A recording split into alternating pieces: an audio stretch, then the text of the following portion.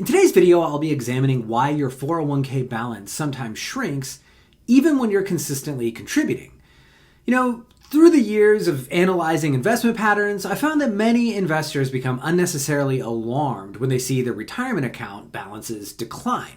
And that's exactly why I'm making this video today, to show you what's really happening when your 401k balance drops, why these fluctuations are a normal part of the investment process, and how to respond appropriately to market volatility. So let's get right into it. When your 401k balance drops, I think it's natural to feel uneasy, especially if you've been contributing consistently and normally you expect to see growth. But here's the thing. Not all losses are created equal. The first thing that I think a lot of people do is they confuse temporary market fluctuations with permanent losses, which I'd argue is a big mistake. Just because your account balance shows a drop, it doesn't mean that your investments are fundamentally broken. And I think the real concern should be whether those declines reflect something that's actually fundamentally wrong with your investment approach, or if it's just the market's daily noise, which I'm going to argue 9 times out of 10, that's probably what's going on. Now, another reason why people panic is that they check their account balances way too often. With digital access, it's super easy to just pull up your 401k balance any time of the day. But the issue is that if you're constantly monitoring your balance, it's going to magnify the perceived volatility. And if you're checking daily or even weekly, even little drops are going to feel pretty severe to you. But if you actually zoomed out on the longer term, these little dips are going to kind of look like, minor blips in the grand scheme of the long-term trend for your account. And that brings me to the last point, which is short-term thinking. Most of us are wired to respond to immediate feedback. It's just human nature. But when it comes to retirement investing, you need to switch your perspective.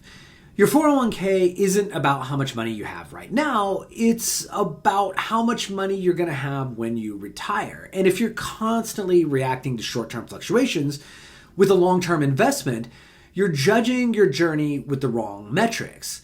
And I think the big problem is that these misconceptions don't just create unnecessary stress for people, but they're going to lead to decisions that seriously damage your long-term retirement security. When markets drop, it's easy to feel like the sky's falling, especially when your 401k balance is taking a hit.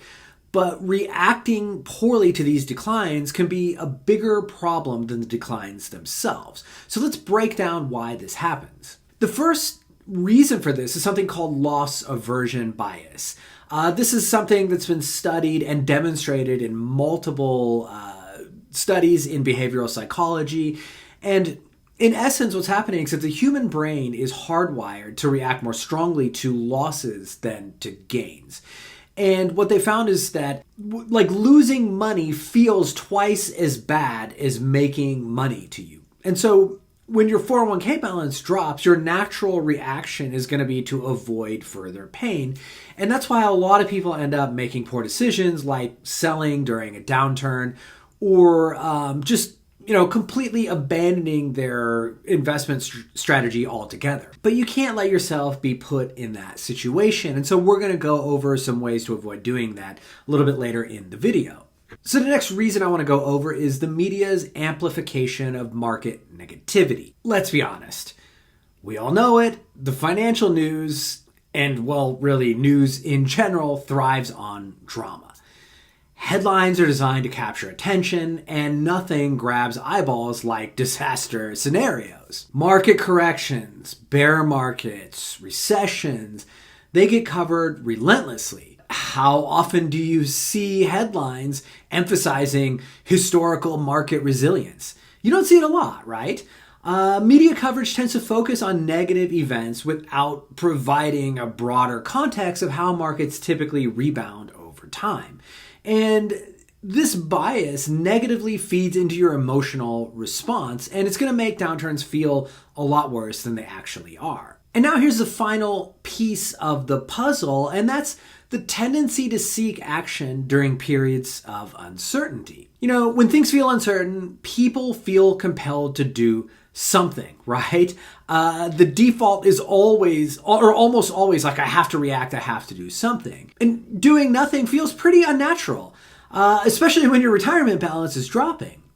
But more often than not, if you make abrupt changes during a market downturn, it's going to be exactly the wrong move.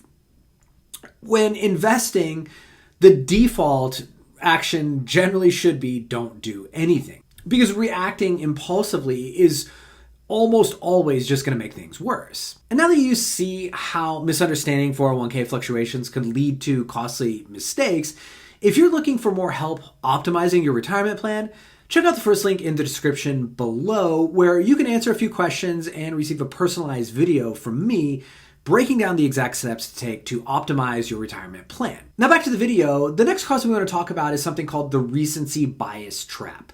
So this is another bias that they've identified in behavioral psychology, something called recency bias, and this is the tendency to give more weight to recent events than long-term trends. So when you see your 401k starting to take a hit, it's easy to assume that the pain is going to continue indefinitely.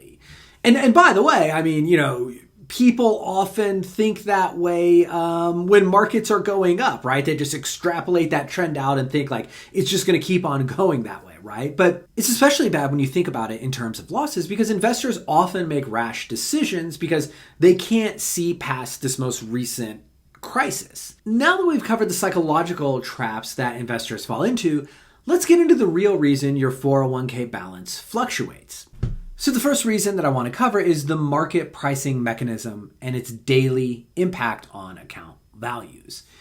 The way that modern financial markets work, especially stock markets, is that there is constant bidding on securities, buying and selling back and forth. And literally, you have traders that trade within a fraction of a second, and it's all done electronically. And sometimes this can cause prices to change drastically. If people could bid back and forth on your house on a daily basis or on a second-to-second basis, you'd probably feel really panicked about the price of your house as well. So thank God that's not the situation. But your 401k balance changes every single day. When more people want to buy than sell, prices go up. But when the opposite happens, prices go down, and your account balance is just a snapshot of what your investments are worth right now, right? It's not their potential value over the long term. But in the short term, there's just a lot of back and forth between buyers and sellers, especially when they try to digest current news. Now, the second reason is economic factors that drive short-term market movements. Real economic factors that tend to get released monthly or so, they move markets, right? You've got interest rates, inflation, corporate earnings, and other geopolitical events. And these factors all play a role in the day-to-day fluctuations of your 401k. When interest rates rise, for example, stocks often drop because borrowing becomes more expensive, and corporate profits are going to be affected by higher interest rates. Inflation concerns also send markets into panic mode because there's just so much uncertainty about the damage that inflation is going to cause. But the point is, your 401k is going to react to these economic shifts whether or not they have any lasting impact on your long-term strategy. All right, and here's the next reason: the role of institutional investors in creating market volatility. One thing a lot of investors overlook is that institutional investors, think like hedge funds and pension funds and mutual funds. These guys move around massive amounts of money, and their short-term moves can often amplify market movements up or down. So if you really kind of dig into the plumbing of how markets work and all the algorithms that are just automatically trading, what's really happening is a lot of these traders they're borrowing money to juice their returns. And so, if they have less of their own money outlaid and they can borrow other money, that really cranks their return on investment. And what happens is trends go up, they tend to kind of borrow more and more, and they're really exposed. And this sort of has a cascading effect where it propels markets forward and it helps them rise and maybe beyond the actual intrinsic value of where the markets should be valued based on, the economic fundamentals that we just discussed.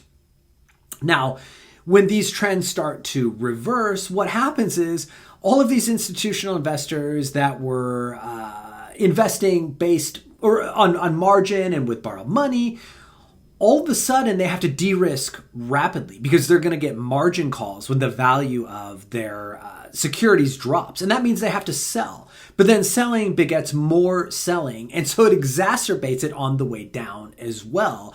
And just like it makes the value of securities on the way up kind of go beyond their intrinsic value, the same thing happens on the way down. And securities aren't really accurately valued. You're just seeing panic take over. But the reality is this kind of volatility has nothing to do with your personal investment strategy, but it is going to impact your account balance. Now, understanding why your 401k fluctuates is half the battle.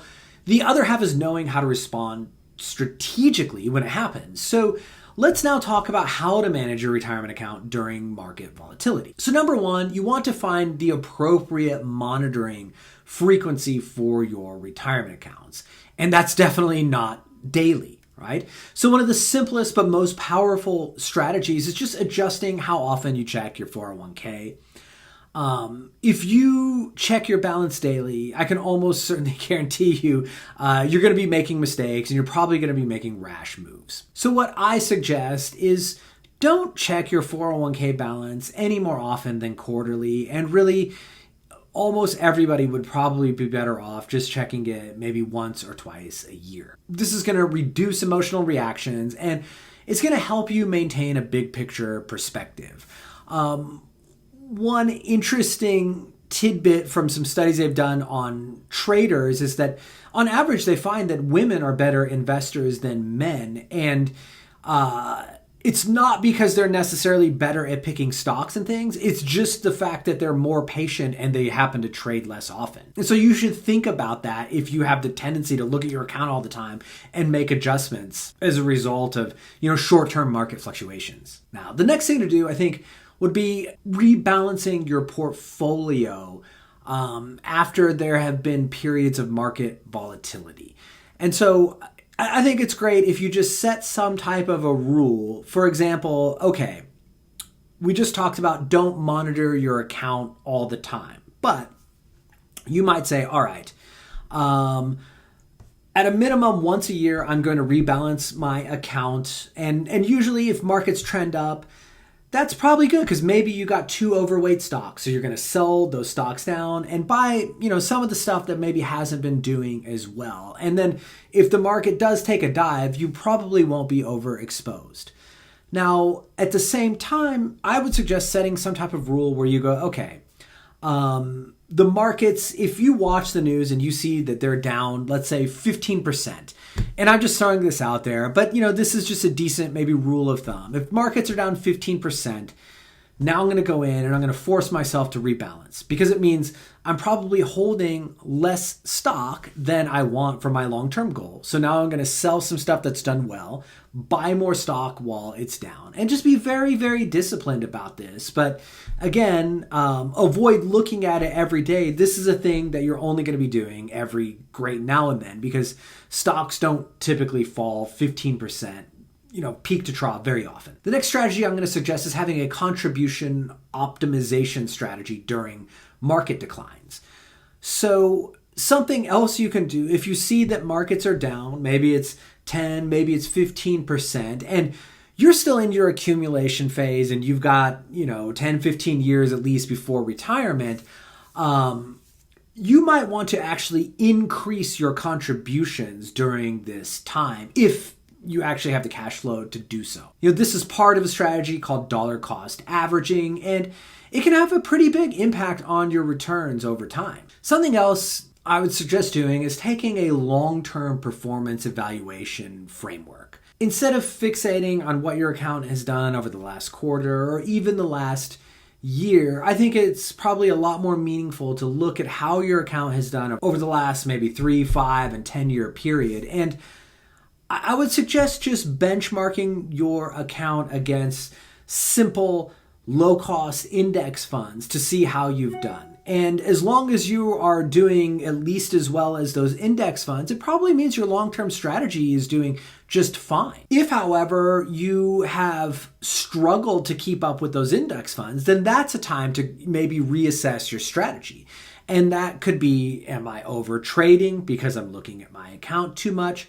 Or maybe am I just invested in terrible securities? Maybe they're really high cost mutual funds that their managers just simply can't justify the value. Or maybe you're invested in, I don't know, some type of asset class that maybe doesn't make a lot of sense for your long-term retirement. Okay, now that you understand why your 401k account naturally fluctuates and how to respond appropriately when your balance decreases, if you're looking for more help optimizing your retirement plan, check out the first link in the description where you can answer a few questions and you'll receive a personalized video from me breaking down the exact steps you can take to optimize your retirement plan. Thanks for watching, and I'll see you in the next video.